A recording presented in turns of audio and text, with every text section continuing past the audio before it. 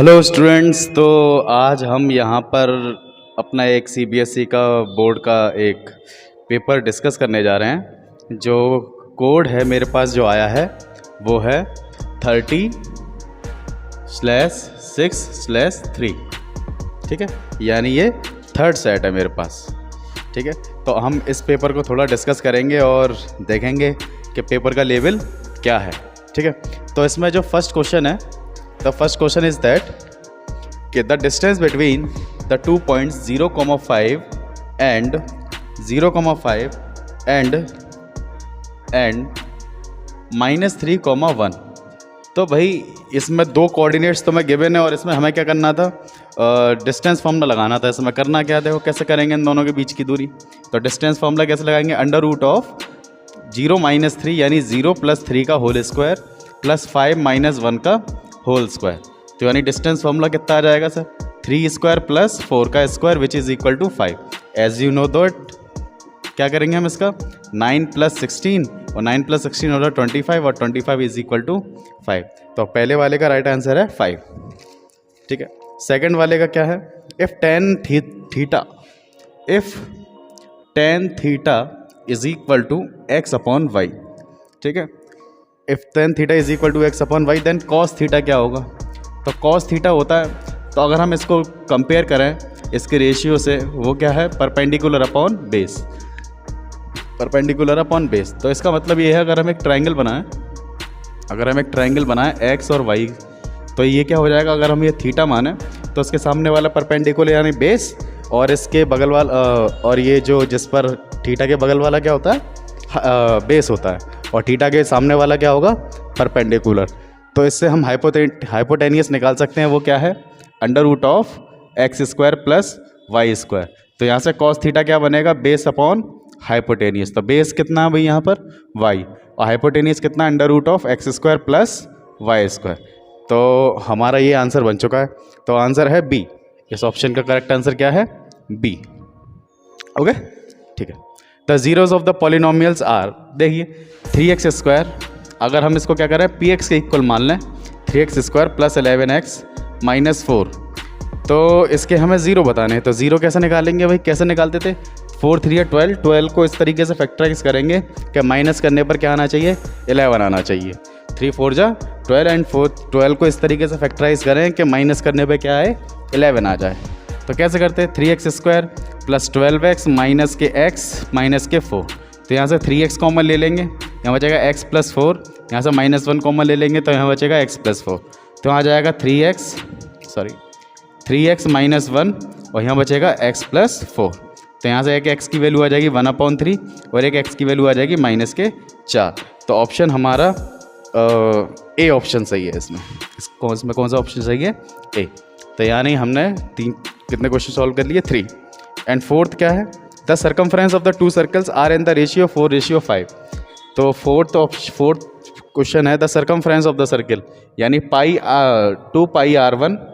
2πr1 upon 2πr2 is equal to 4/5। यानी 2π से 2π cancel, यानी r1/r2 की वैल्यू जो होगी वो 4/5 हो गई।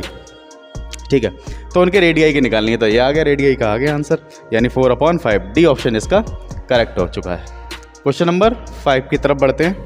If the sum of the first n term of an AP, देखिए SN आपको गिवन है, SN कितना है, 3n² + के n, यानी SN गिवन है आपको, sum of n terms is 3n² + n। If the common difference is 6 and D की वैल्यू आपको पता है 6, D की वैल्यू अगर आपको पता है 6, देन इट्स फर्स्ट टर्म। तो फर्स्ट टर्म बताना है, तो फर्स्ट टर्म क्या होगा, देखो SN जब हम S1 निकालेंगे वही फर्स्ट टर्म होता है, S1 निकालेंगे वही फर्स्ट टर्म होता है। तो S1 करेंगे तो 3 × 1 का स्क्वायर + 1, यानी 3 + 1, आंसर आ जाएगा 4। ठीक है, 3 + 1 इज इक्वल टू 4। तो इसका आंसर है डी, ऑप्शन डी इसका करेक्ट है। ठीक है, okay, done. If the zeros of the quadratic polynomial, okay, if the zeros of the quadratic polynomial x² + a + 1 × x + b, हाँ ठीक, ये px गिवन है, यानी एक क्वाड्रेटिक पॉलिनोमियल इसका हमें गिवन है। तो हमें क्या बताना है इसका, और इसके अल्फ़ा और बीटा भी गिवन है, यानी इसके दो रूट्स गिवन है, अल्फ़ा यानी 2 और बीटा इसका गिवन है -3। तो हमें ए और बी की वैल्यू बतानी है, कुछ नहीं करना है इसमें। देखो सम ऑफ रूट कर लो इसमें। सम ऑफ रूट्स क्या होंगे? सम ऑफ रूट्स हो गए -b/a। तो sum of root 2 - 3 is equal to -b, तो -a -1/1। तो आंसर आ जाएगा -1 इज इक्वल टू -a -1 -1 से माइनस कैंसिल, तो 0 आ गई। तो b की वैल्यू कितनी आ जाएगी? b की वैल्यू हम निकाल लेते। देखो इसमें एक ही ऑप्शन है, डी ऑप्शन, एक ही ऑप्शन है, लेकिन निकालने की ज़रूरत नहीं है, फिर भी हम निकाल लेते हैं कि alpha into beta is equal to c/a। Alpha कितना है सर? 2 इंटू -3 और c की वैल्यू कितनी है? c where is c b, और a की वैल्यू 1, तो a की वैल्यू b की वैल्यू आ जाएगी तुम्हारी -6। This is the right answer of this question B. अब ऑब्वियस सी बात है, अगर आप एक ऑप्शन निकाल चुके हो तो दूसरा निकालने की कोई ज़रूरत है नहीं है वैसे। चलिए अगला क्या है? Question number 7। क्वेश्चन नंबर 7 पर देखते हैं क्या है, क्या पूछा है। बहुत ही आसान पेपर आया है ये, और डिक्टो NCERT का क्वेश्चंस। देखिए क्वेश्चन नंबर 7, क्वेश्चन नंबर 7 में देखेंगे p² इज इक्वल टू 32/50। तो इसको थोड़ा लोएस्ट फॉर्म में कन्वर्ट करते हैं, 2 से काट देंगे, 2 × 2 2 6 12 और ये 25। तो p² इज इक्वल टू आ जाएगा 16/25। तो p की वैल्यू कितनी हो जाएगी? +-4/5। तो -4/5 एक रैशनल संख्या है और 4/5 भी एक रैशनल संख्या है। सिंपल है। तो हमें इससे क्या मिलेंगे? एक रैशनल नंबर्स मिलेंगे, तो रैशनल नंबर इसके आंसर है। तो यानी ऑप्शन सी इसका करेक्ट है। अच्छा आप कहोगे sir whole number? Whole number तो है ही नहीं है, इंटीजर्स भी नहीं है। इंटीजर्स पूरे पूर्णांक होते हैं, यानी पूरे होल नंबर्स में होने चाहिए, यानी 4 -4 -3 माइनस, ये इरेशनैलिटी इसमें है ही नहीं कोई, क्योंकि ये सारे टर्मिनेटिंग एंड रिपीटिंग नंबर्स हैं। ठीक है, terminating and non repeating numbers हैं, sorry. If theta is an acute angle between acute angle और right angle triangle, which one of the following is correct? इसमें कह रहा है कि कौन सा इनमें से करेक्ट है। तो देखिए इनमें से कौन सा करेक्ट है, इसको हम थोड़ा कैलकुलेट कर लेते हैं। देखिए if theta is an acute angle, देखिए एक angle acute angle right angle triangle का एक एक्यूट एंगल थीटा है, जिसमें दे रखा है कि sine theta into cot theta is equal to cos theta. इसमें कह रहा है कि कौन सा इसमें से सही है। तो पहला वाला देख लेते हैं सर, साइन थीटा इंटू और कॉट होता है cos theta upon sine theta. तो साइन से साइन कट गया, तो कॉस बराबर आ गया, यानी पहला तो करेक्ट है, फर्स्ट ऑप्शन तो करेक्ट है। सेकंड वाला देखते हैं कि cos theta into tan theta is equal to sine theta. तो यहाँ से cos theta into tan theta को क्या लिखेंगे? Sine theta upon cos theta. तो यहाँ से कॉस थीटा कट गया, तो साइन थीटा किसके बराबर आ गया? ऊपर से साइन थीटा के बराबर ही आ गया। थर्ड ऑप्शन में अगर हम देखें कि cosec square theta minus cot square theta is equal to 1, ये भी सही बात है। कॉसेक स्क्वायर थीटा बराबर, ये आइडेंटिटी है, ये आइडेंटिटी है ना, ये आइडेंटिटी है, तो ये बात भी बिल्कुल करेक्ट है। फोर्थ ऑप्शन में अगर हम बात करें कि tan square theta minus sec square theta is equal to 1, ये गलत है। क्यों गलत है? क्योंकि सही चीज़ क्या है? Sec square theta minus tan square theta is equal to 1। अगर यहाँ -1 होता, अगर यहाँ क्या होता -1, तो हम कह सकते थे बिल्कुल सही चीज़ है, क्योंकि tan square theta minus sec square theta -1 होता है, ना कि 1 होता है। तो सही क्या चीज़ है ये? क्योंकि sec square theta minus tan square theta is equal to 1। Okay, तो ऑप्शन हमारा कौन सा है? डी। तो इसमें पूछा है इनमें से कौन सा इनकरेक्ट है, तो इनकरेक्ट है तो डी ऑप्शन ही इनकरेक्ट है। ठीक है, आगे बढ़ते हैं। नाइन्थ वाला देखें, the point of intersection of the line represented by 3x minus y is equal to 3 and the y axis given by. देखो एक ये लाइन है, और वाई इसमें कह रहा है कि पॉइंट ऑफ इंटरसेक्शन बताना है इस लाइन के द्वारा और वाई एक्सिस के द्वारा। तो एक काम करते हैं, इसमें कुछ काम नहीं करना है। इसमें करना क्या है कि अब एक बताओ, अगर कोई लाइन वाई एक्सिस को काटती हुई जाएगी तो उसका एक्स इंटरसेप्ट 0 होगा, गारंटेड। एक्स इंटरसेप्ट उसका 0 होना चाहिए, तभी वाई को काट के जाएगी। तो हम क्या कर देते हैं? एक्स की वैल्यू 0 डाल देते हैं, तो minus y is equal to 3 आ जाएगा, तो वाई की वैल्यू -3 आ जाएगी। अगर वाई की वैल्यू -3 आ गई तो ऑप्शन बनेगा 0, तो ये लाइन ऐसे नहीं जाएगी, तो फिर ये लाइन कैसे जाएगी? कुछ इस तरीके से काटती हुई जाएगी, तो 0, -3। ये इस सवाल का उत्तर बनता है और ये है तुम्हारा ए, इस ऑप्शन आंसर है ए। 10th देखें, ठीक है, बहुत ही इजी सवाल है करने का, ये the one of the easiest method है इस सवाल को करने का। बाकी तो फिर पता नहीं क्या क्या है, लेकिन हम इसको क्या कर देंगे, एक्स इंटरसेप्ट 0 कर देंगे, बस वाई की वैल्यू निकल आएगी। अगला देखें क्वेश्चन नंबर 10।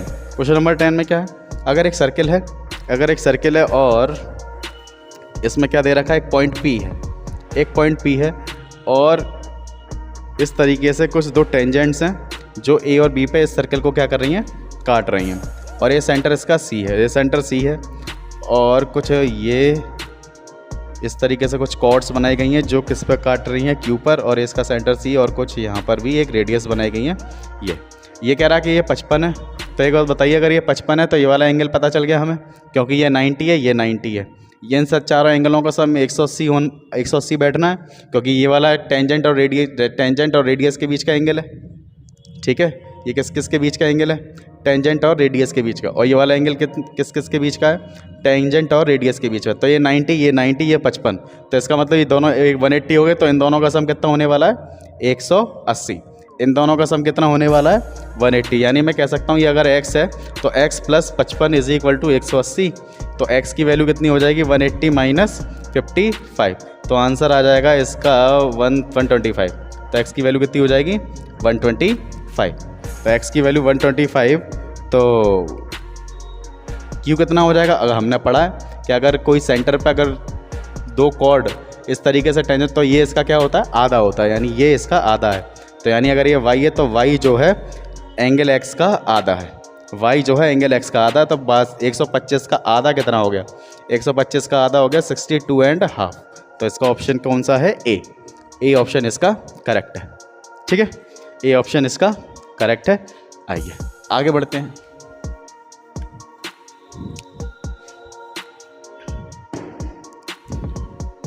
देखिए क्वेश्चन नंबर 12 है, ट्राइंगल PQR इज सिमिलर है किसके, triangle PQR is similar to ABC। Triangle PQR is similar to ABC, PQ किसके दे रखे, तो चलो बना लेते हैं। देखिए ये PQR सिमिलर है किसके, ABC के सिमिलर है। तो यहाँ से PQ कितना दे रखा है, 6 सेंटीमीटर, और AB कितना दे रखा है, 8 सेंटीमीटर। ये 6 सेंटीमीटर, ये 8 centimetre. And the perimeter of triangle ABC का ट्राइंगल का पेरीमीटर कितना दे रखा है, 36। यानी AB + BC + AC कितना दे रखा है, 36। पेरीमीटर होता क्या है, sum of all sides. Sum of all sides ही क्या होता है, पेरीमीटर होता है। तो हमें ये बताना है, then the perimeter of PQ 6 दे रखा है, ये 8 है। And the perimeter of triangle ABC is this, then the perimeter of PQR। और ये दोनों ट्राइंगल सिमिलर है। अच्छा, ये दोनों ट्राइंगल, तो देखो हम कह सकते हैं कि PQ/AB, अगर ये दोनों ट्राइंगल सिमिलर हैं तो PQ/AB = QR/BC QR/BC और क्या लिखेंगे, क्या लिखें, PR/AC, ठीक है। अब इसको पुट कर दो, PQ की वैल्यू कितनी है, PQ की वैल्यू कितनी है, 6, और ये कितना है, 8। यानी ये आ जाएगा QR/BC = PR/AC। ख़त्म करेंगे तो 3/4 तो बताओ BC को इधर ले जाओ, BC इधर ले जाएंगे तो QR, ये QR के बराबर हो गया, और 3/4 AC को इधर ले जाएंगे तो आ जाएगा PR, है ना। तो हमें निकालना क्या है, हमें निकालना ये है कि इन तीनों, इस वाले ट्राइंगल का पेरीमीटर चाहिए हमें। तो इस वाले ट्राइंगल का अगर हमें पेरीमीटर चाहिए PQR का, तो हम कैसे निकालेंगे, PQ + QR + PR। तो PQ की वैल्यू कितनी है सर, 6, और QR की वैल्यू कितनी है, QR कहाँ गया, QR ये रहा, तो 3/4 of BC, 3/4 of BC + PR कितना है, 3/4 ऑफ AC। चलो तो 6 + 3/4 कॉमन ले लेंगे तो BC + AC कर दिया, BC + AC। अच्छा, BC + AC की वैल्यू कितनी है, 36 - AB, तो 6 + 3/4, और यहाँ से क्या आ जाएगा, BC + AC की वैल्यू, BC + AC की वैल्यू आ जाएगी 36 - AB। तो बस यहाँ से इसको पुट कर देंगे यहाँ पर, तो 36 - AB, और AB हमें पहले से ही पता है 8, तो 6 + 3/4 × 36 - 8, 36 में से 8 गए, कितने बचे? 28। तो 6 + 3/4 इंटू 28, 4 से काटेंगे, 4 6 4 7 या 28, 7 या 21 यानी 6 + 21, 21 + 6 27। ऑप्शन हमारा 27 सही है। तो ऑप्शन बी, इस ऑप्शन का बी आंसर करेक्ट है। ठीक है, डन, ओके। चलिए आगे बढ़ते हैं। नेक्स्ट ऑप्शन इज दैट, अगला ऑप्शन क्या है?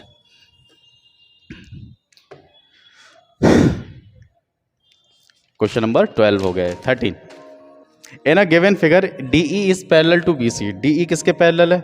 BC के क्या है? पैरेलल है। DE is parallel to BC। और एक फिगर दे रखा है कुछ इस टाइप से, आप करते हैं ये कुछ ऐसे, यानी ABC और D और E।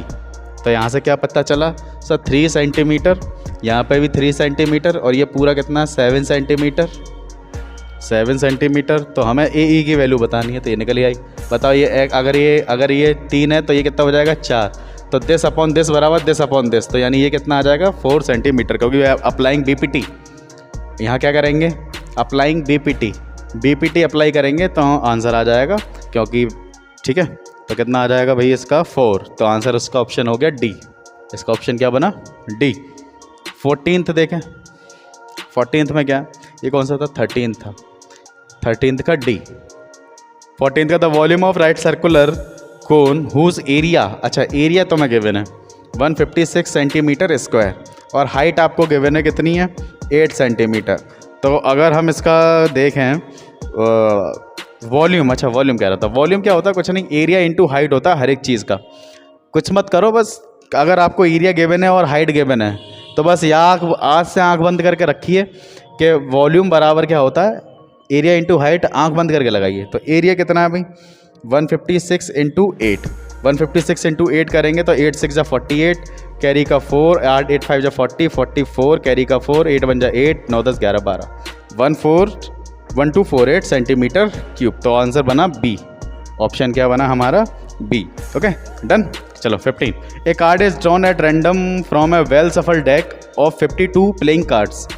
The probability of getting a face card. हमें एक फेस कार्ड चाहिए। बहुत ही बढ़िया। आइए फेस कार्ड निकालने की कोशिश करी जाए और रंगारंग कार्यक्रम शुरू किया जाए। देखिए,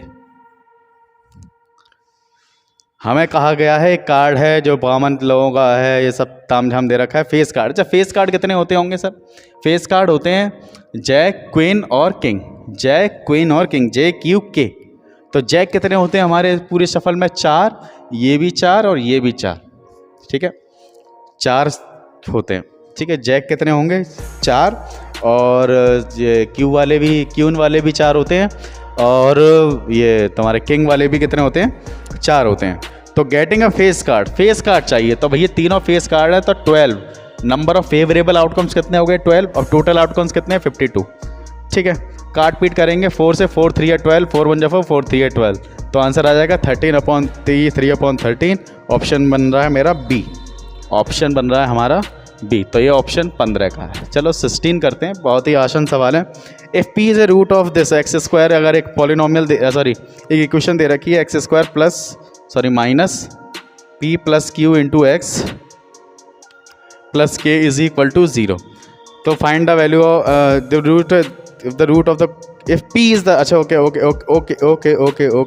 if p is the root of the quadratic equation x² minus p plus q into x plus k is equal to 0, then the value of k की वैल्यू हमें बतानी है। if p is a root, अगर p इसका root है, p is a root, अगर p इसका root है तो इसका मतलब ये है कि इसको ये क्या करेगा? सेटिस्फाई करेगा। if p is a root, तो चलिए कर लेते हैं। अगर p इसका रूट है तो कितना आ जाएगा? p² माइनस क्यू भी है क्या? Okay minus p plus Q into P और plus k is equal to 0। तो यहाँ से बनेगा p² minus P Q plus k is equal to 0। Sir p² ने p² को मार दिया तो k की वैल्यू आ जाएगी p इंटू क्यू। तो ऑप्शन बन रहा है डी। ऑप्शन क्या बन रहा है भाई?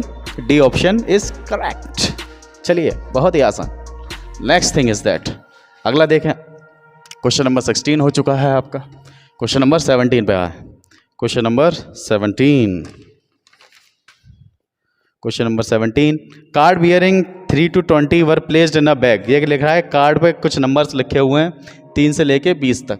3 से लेके 20 तक कुछ नंबर्स लिखे हैं, उनको क्या कर दिया गया है, मिक्स कर दिया गया, and mixed thoroughly a card is taken out from a bag at randomly. एक कार्ड को ऐसे तरीके से किया गया है।